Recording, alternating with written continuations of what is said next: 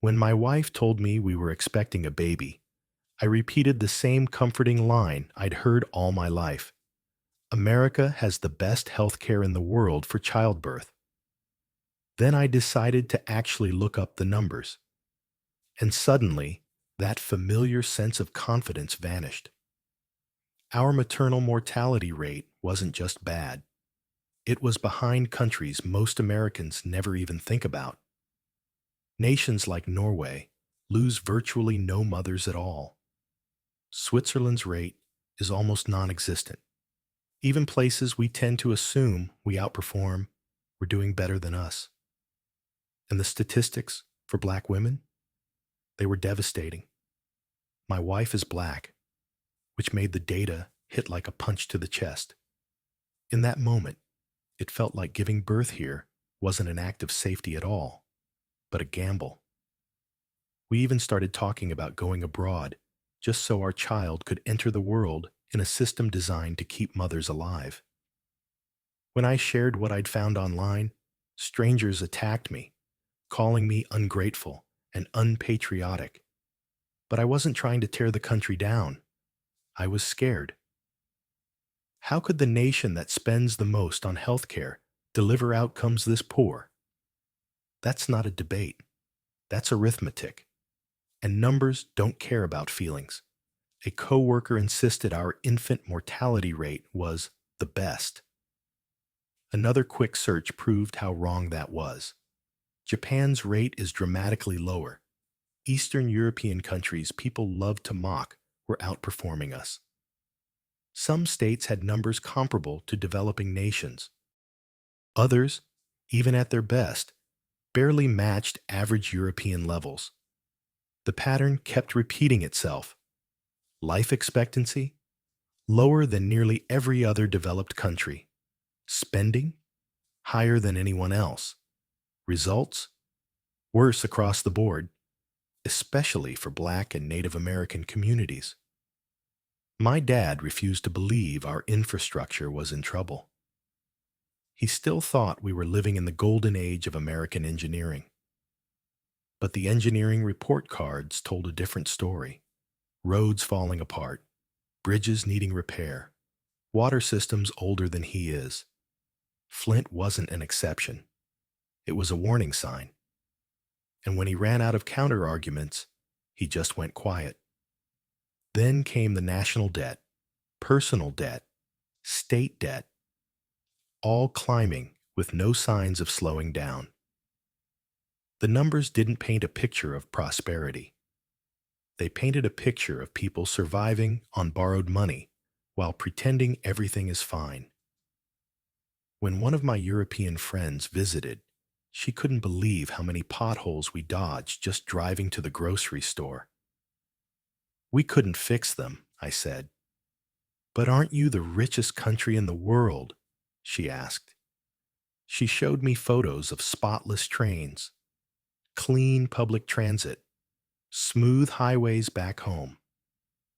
I looked at our cracked roads and failing subway systems and realized the issue isn't that we don't have money. It's that we spend it everywhere, except on the people who live here. I tried defending American education to a Canadian friend. She asked if I had ever checked our PISA rankings. I hadn't. In math, we were embarrassingly low. In reading and science, far from the top. Countries like Estonia and Poland, which Americans rarely mention, were beating us. When I pivoted to bragging about our universities, she agreed. They are excellent. But she pointed out the obvious. Most Americans don't go to elite universities.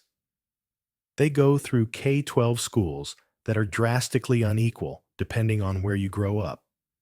And then there was student debt, a mountain so massive it crushes people before they ever get a chance to start their lives. In other countries, young people graduate and step forward. Here, they graduate and immediately sink. My friend from Norway finished school, started her career, bought a home. I finished school and inherited a bill that follows me everywhere. My uncle claimed Poor people just don't work hard enough.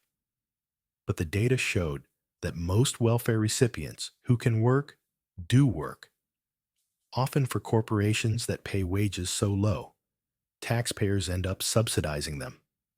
When he said they should get better jobs, I asked who would run the stores he shops at. He didn't have an answer. In education, I discovered districts just miles apart can have double the funding per student. One town had sky-high graduation rates and modern facilities. The other struggled with outdated textbooks and failing buildings. It wasn't an education crisis. It was an inequality crisis. Some children are groomed for success. Others are simply left behind. The disparities in infant mortality between black and white babies were staggering. Wealthy black women had worse outcomes than poor white women. Serena Williams nearly died during childbirth, and she is one of the most famous athletes on the planet. If medical staff ignored her, what chance does a regular woman have? Paid family leave? Only a fraction of workers have it. Every other developed country guarantees it. We treat childbirth like an inconvenience employers are forced to tolerate. Then I looked at college costs across generations. My dad paid a few thousand a year that translated to a manageable amount even after inflation. My tuition was triple that. He worked summers and graduated debt-free. I worked full-time throughout school and still walked out with tens of thousands owed. His generation climbed a ladder and then pulled it up behind them. States with the worst maternal mortality, the same states with the harshest abortion bans. Women are dying because doctors are afraid to provide care they know is medically necessary. Meanwhile, places with broader healthcare access see far better outcomes. The connection isn't subtle. The cruelty isn't accidental. My brother swore America was the freest country on earth. The Freedom Index placed us far from the top. He said the rankings were biased. When I asked by whom, he had no answer. Healthcare costs? Not tied to better care. They're tied to administrative waste, inflated drug prices, and insurance profits. An MRI here costs 10 times more than in Europe. Same machine, same procedure. We're not paying for quality. We're funding executive bonuses. Student debt defaults haunt millions. Homes stay unbought. Families stay unstarted. Lives stay paused. We're told it's our fault for wanting what other developed countries see as basic rights. My insurance alone costs more per year than many people around the world spend on all their necessities combined.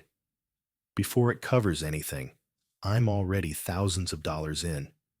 My friends in the UK just go to the doctor. Debt by state was another shock. Some places have average personal debts so high it looks like a parody of financial stability. Others are better, but still drowning. The American dream seems built on owing money. Everything important in life, education, health, housing, children, arrives with a price tag most people can barely shoulder. Georgia's maternal mortality data was heartbreaking. Women dying from problems that countries like Norway have nearly eliminated through universal care and prenatal support. In America, policy choices mean life or death, and too often, death.